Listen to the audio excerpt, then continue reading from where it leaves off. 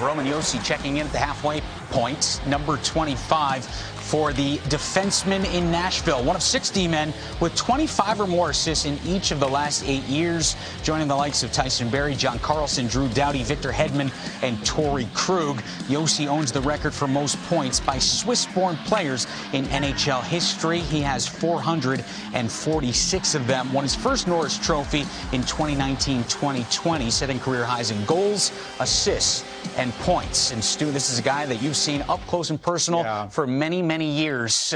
What do you like the most about Roman Josi and what he brings to I watched Roman Josi break into the NHL while a member of the Predators organization, and right from the outset, you really get a sense of just how special this player is. 2-3 years into his NHL career, I was making the point back then, JMO, that yes, even with Shea Weber on the blue line for the Nashville Predators, I think Roman Josi was then, is today, perhaps the most valuable skater on the Nashville roster. And it's for, really, he's a great defender, don't get me wrong, very capable in the defensive zone, but just weighing the two aspects of his game, he is incredibly talented on the offensive side. It starts with the skating. I've watched a handful of players over the course of my career. What is it about them that makes that jersey flutter as they're skating through neutral ice? Mike Modano, Roman Josi, and others. How do these guys do it? It's top-end speed, it really is. And Josi is remarkable in that respect. You're watching him on any given night a handful of times, and a league leader in this category, carry it from his end to the offensive zone and forcing the attack, creating offensive opportunities, whether he's finishing or not, but pushing the attack into the offensive zone from the blue line and creating an opportunity. I was going to say, remarkable talent. Analytics darling, right? With Oh, zone exits, zone entries. How beneficial is that for not only a goalie, the offense? What does that do for a team when you have a guy that can effortlessly get it out and get it in? Remember, we play in a game today where we look to our goaltenders to provide more offense for us. We kind of like to have somebody that behaves more like a fourth forward out there from time to time. Roman Josi can be that guy. And as you mentioned, JMO, just in terms of the offensive zone entries from the blue line, he is a league leader in that respect. Again, adds so much more to the attack, just his ability to do that. Thinks the game exceptionally well in the offensive zone. A really important asset for these Nashville Predators. All right, again, let the debate commence, because he falls from 13 last year to 25 this year. That's a steep drop. It is. That's a steep drop. Can you put your finger on it, other than that maybe some of the hosts went a little ludicrous in their rankings this summer? There may be a little host factor in all that. And don't forget, a down year for the Preds all in all. So, you know, anytime even an elite level player like a Roman Josi is part of a team that underperforms, I think your stature on a ranking like this is probably going to be affected. Is that why maybe he doesn't get the national recognition that he should? Is just because he kind of gets lost in the shuffle there in Nashville? I think so. I mean, we are talking about a guy who has been a Norris Trophy winner at this level. So, you know, I don't think the rest of the league has forgotten about Roman Josi in the Nashville market. But without question, playing on a bigger stage, perhaps in the Northeast or in one of the traditional, glorified Canadian markets, we may have seen other accolades before now where Roman is concerned. Well, the Preds and their fan base certainly know what they have in Roman Josi. We do as well, as he checks in at number 25. Mark Scheifele climbing 3 spots from a year ago, 27th then. He's 24th now, the centerman for the Winnipeg Jets, one of only 4 players to average at least a point per game in each of the past 5 campaigns, joining the likes of some pretty good names in Connor McDavid, Sidney Crosby, and Brad Marchand. Scheifele's points per game average has been increasing in each of the last 4 years, and he is 1.13 points per game in 2020, 2021, sets a new career high for Mark Scheifele. Put up 21 goals in 56 games a year ago. Mark Scheifele, what jumps off the page about the way he plays? I'll tell you, nobody invests more in terms of their prep and fitness away from the game than a Mark Scheifele. He is a self-confessed hockey nerd, and he parlays that into finding an edge in his game some way, somehow, whether it's on the offensive side or the defensive side. But Scheifele is a threat when dressed for these Winnipeg Jets. Between he and Wheeler, who have found some fabulous chemistry over the course of their time together, these are the reasons we talk about the Winnipeg Jets as a potential team to go on a good deep run each year. A great, big, rangy guy, plays with a lot of pace. He's got top-end speed, and he's just a really great distributor. Sees the game exceptionally well, JMO, processes it at a higher level, and he finds Wheeler and company frequently to strike and find the back of the net for the Jets. And we showed you trending in the right direction as far as the points per game. And we can, salivate over all the offensive skill set that a Mark Scheifele has, yet doesn't sacrifice any of that with responsibility in his own end. No, very reliable in his own end, without question. And you don't get that kind of responsibility from a coach like Paul Maurice if you can't play that well. But again, that dogged determination is apparent in his game. Turns over a lot of pucks. Really hard to play against when underneath the circles in the Jets' defensive zone. The kind of guy you want to have out there each and every night at the center position. Yes, because he's a bear inside the faceoff circle, but also very capable at shutting down top 6 offensive players from the other side. All right, Mark Scheifele checking in at number 24. Coming in at number 23, we have a winger down in South Florida. His name is Jonathan Huberdeau, climbing 2 spots from a year ago. 25th last year, 23 this year. Put up 20 goals, 61 points in 55 games in the NHL shortened season. Huberdeau named a second-team All-Star for the first time in his career in 2020-21. He led the Panthers with 10 points in 6 games during the playoffs, and he's just 2 points shy, becoming the first Florida Panther in franchise history to hit 500 career points. And when you talk about points, this guy can certainly finish with the best of them. He can so, and we're fond of saying it takes the bigger guys, and he is above average size, it takes the bigger guys a little longer to develop. I think that has certainly been true of Huberdeau's game over time. He was a 0.5 point producer from night to night in his first handful of years in the game, but really over the course of the last probably 4 years, Jonathan Huberdeau has really come into his own, along with the likes of a Barkov, and Ekblad on the point for these Florida Panthers. You've got some weapons now in Florida that leave the rest of the league looking at this team, the Florida Panthers, with reverence. Huberdeau has really come into his own. Consistently 20 goals and above the last 3 or 4 years, and a guy that's a threat to score every night. Really gifted, really strong on the puck, and really dynamic just in terms of his ability to kind of deceive and fool NHL goaltenders. I feel like Nicholas Backstrom used to hold the title of most underappreciated player in the NHL. Right. You think Jonathan Huberdeau has that title based on what he puts up offensively, what he can do defensively, yet maybe the national recognition he receives? I think that's very true. And given the market, playing in South Florida probably doesn't get near the attention a player with his skill set would if in another market, without question. He is dynamic, he is a game breaker, and has great offensive instincts, great offensive flair. Finding the back of the net with regularity, JMO, this guy is just really, really hard to defend against. And never mind the great shot, he's a really gifted playmaker and has found some fabulous chemistry in the top 6 for the Florida Panthers. And when you think about some of the players who have gone through the franchise there in Florida, he's going to be the first, it feels like. He's just a couple points away from hitting 500, the first Florida Panther to do that. Pretty remarkable, isn't it? A team that hasn't been around all that long. To amass 500 points, pretty impressive compilation for that skill set, without question. All right, Jonathan Huberdeau checking in this year, climbing up 2 spots to number 23. Adam Fox, unranked in our countdown a year ago, jumping all the way up to number 22 this year, and deservedly so. He won the 2020-21 Norris Trophy in just his 2nd season in the NHL. And if you're into analytics, these are impressive. According to SportLogic, Fox ranked 2nd among all defensemen in puck possession time and 1st in the NHL among all defensemen in lowest turnover rate at 10%. The reigning Norris Trophy winner joining us on our countdown right now. Adam, congratulations on a terrific 2nd season in the NHL. Unranked a year ago, here you are ranked at 22. What do you think about the ranking and where you fall this year? Yeah, it's definitely an honor. It's not something that, I necessarily go into the season looking for, but, to be recognized like this is definitely pretty cool. Adam, congratulations again. You know, at some point during this year, you got to have been thinking, hey, I got a pretty good thing going. At what point does the light kind of go on for you? And what aspects of your game kind of leave you feeling like you're in a bit of a groove where 2021 was concerned? Yeah, I think, you kind of hear rumblings. Obviously I had a little point streak this year that, kind of helped get me a little more publicity, I guess. And, I think for me, it was just trying to play well every game and, obviously shortened season, so it's even more important. But, yeah, I think it was just kind of a game-by-game thing, and I think got a little more notice as the season went along. Did things slow down for you between your rookie season and your sophomore season, winning the Norris Trophy?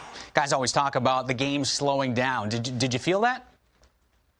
Yeah, I felt it, a little bit. I don't know if I'd say slow down, just maybe more comfortable, I think. The way I play, it's more simple plays and decisions like that. So just having more confidence with the puck and being more comfortable with the guys on the team and everything like that, I think it helped me and just allowed me to, play the way I have my whole life.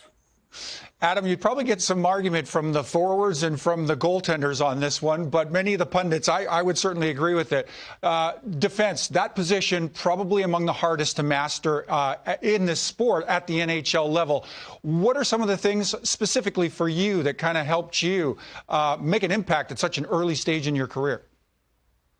Yeah, I think, there's a lot of responsibility on the defenseman. Obviously the label speaks for itself. You're supposed to defend, but, a lot of guys now are, expected to help out offensively. And, a lot of guys take on that role, and it's obviously a fun part of the game, but there is a defending aspect to it. So I think just, for me coming in and just really focusing on that and knowing the offense would, hopefully take care of itself and just trying to focus on the defensive end, I think it's really helped me, round out my game a bit. And obviously, your responsibility, you're asked to shut down some of the top talent we have in the NHL. How much does going up against guys like Artemi Panarin and Mika Zibanejad in practice help your cause? Yeah, you go up against some of the best players. It definitely prepares you for the other great players. And, those guys are two of the best at what they do. And, they have such different play styles. So it kind of helps you to adjust in different ways and play guys differently. So, going up against those guys in practice and, it's definitely a challenge and, one of those things you're happy they're on your team when the game comes around.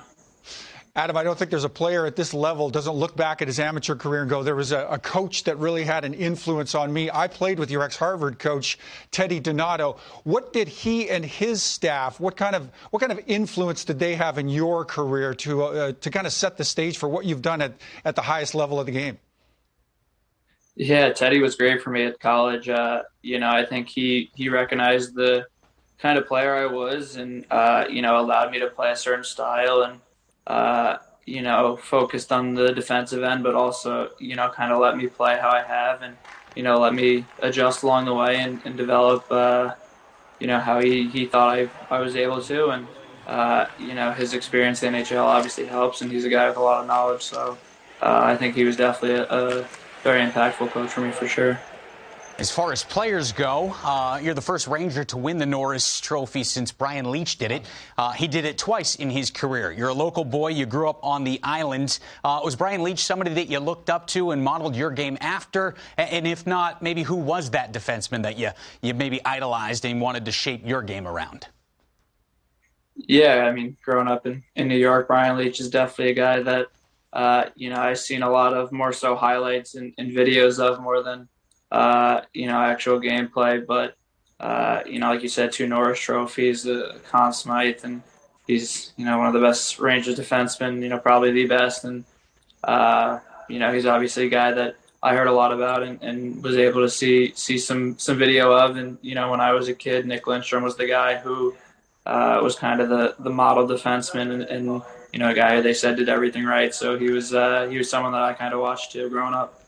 The transition we've been talking about, to me, would be largely a mental one. And you've had, as JMO mentions or points you to, you've had an extra challenge, being a Long Island boy, born and raised, and, making your living at MSG every night in the city. How difficult was it to kind of walk that balance and really try to establish yourself at the NHL level in one of the biggest markets in the game, if not the world?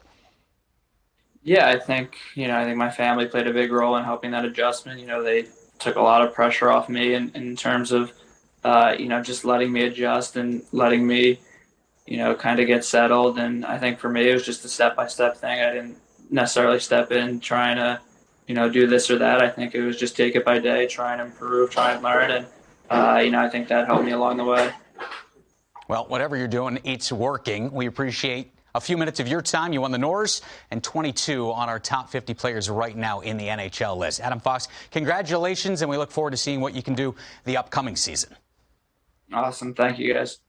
Adam Fox, very gracious right there when we asked him about his ranking. What's he going to say?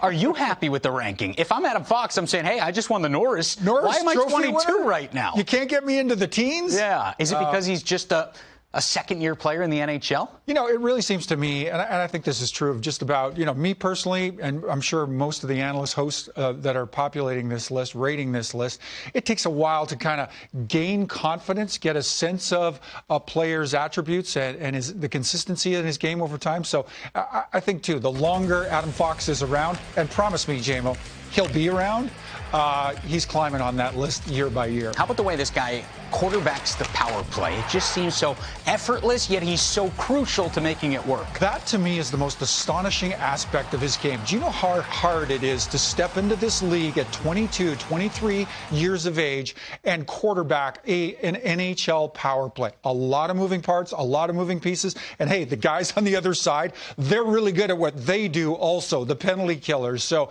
Adam Fox, from the moment he has stepped on to NHL ice, and I think it goes to the confidence he has in his game, and certainly it's the skill set, but the way he processes the game, it allows him to do the things that he does on the offensive side of the game, certainly that are, again, for someone his age, not having played that position at this level, all but a couple of years, really, really remarkable to impact the game at this early stage. All right, the first time he's appeared on our top 50 countdown, and not too shabby, jumping all the way up to number 22. Sebastian Aho checking in at number 21. Last year, he was ranked 29th, so climbing the charts. He averaged exactly 1 point per game over the past 3 years, 230 points in 203 games played.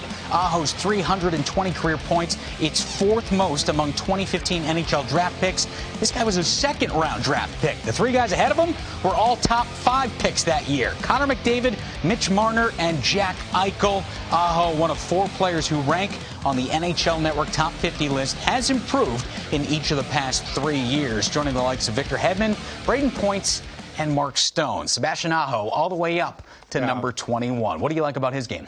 What is there not to like about Sebastian Aho's game? He checks each and every box. He is a tremendous disher. He's got a great shot. He's got a real knack for the net, a real know-how around the net, and he has top-end speed. And it's really the ability to kind of shift gears on the fly. He kind of kicks in an afterburner, and I think for a lot of NHL defenders, especially those that don't see Aho a lot, he can get you back on your heels, and perhaps you're kind of losing him in time and space. An important part of his success at this level, JMO, between he, Teravainen, Svechnikov, these 3 cherubs, as John Forslund loves to call them, have really found some unique chemistry together as part of that Carolina Hurricanes roster. They are elite level talent. They are game breakers each and every night. And what I've really liked about Aho is just that really deliberate progress, that developmental step he has taken each and every year while he's been a member of an NHL roster, a bold step forward each and every year just in terms of his development. And he's young, just 24 Very years young. old at the start of the upcoming season. Part of that young core that has a promising future down there in Carolina. Have we seen Sebastian Aho's ceiling yet, do you think? We have not, in my estimation. Again, I look back at the developmental trajectory, and he's adding something to his game each and every year. You mentioned, a point-per-game player over the last handful of years. You look back to the early stages of his career, he's like a 0.5 guy. But again, taking a step forward each and every year.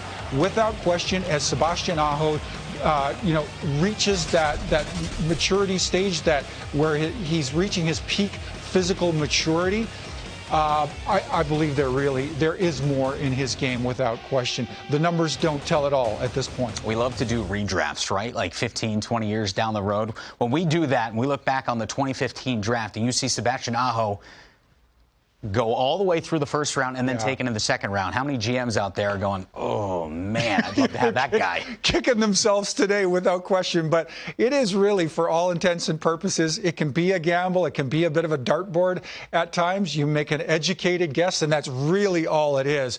But Aho is really one of those guys that, you know, in spite of his being taken at a later stage in that draft, the one you mentioned, you just never know until you get a young man. And a lot of it starts, you know, how they developed at the amateur level, the kind of humility, the kind of maturity they've got as part of their mental makeup. That will tell a lot. That's hard to get a feel for at the draft stage. He was the 5th pick in the second round back in 2015, and it looks like the Carolina Hurricanes have certainly hit a home run with Sebastian Aho.